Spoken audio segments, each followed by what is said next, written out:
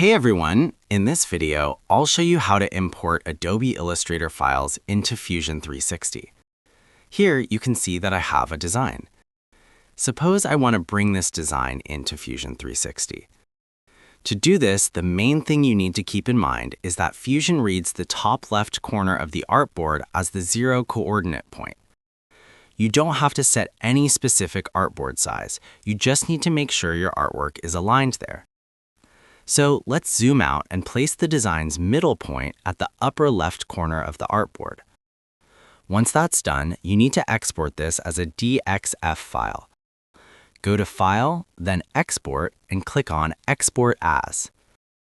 Now click on the file type, change it to DXF, and click on Export.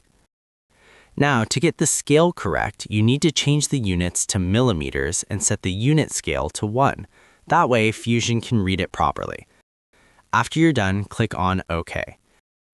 Now, close Illustrator and open Fusion. Click on New to open a new file. In the top menu, click on Insert, then Insert DXF. In this panel, click on Select DXF File. Now, click on Select from my computer and choose the DXF file you just saved. Now, select a plane to import the design. In my case, I'll choose the bottom plane. And just like that, you'll have your graphic brought into Fusion as a sketch, and from here, you can do whatever you want with it. If this tutorial helped you out, make sure to like and subscribe for more helpful guides. And if you found real value in it, a super thanks would be greatly appreciated.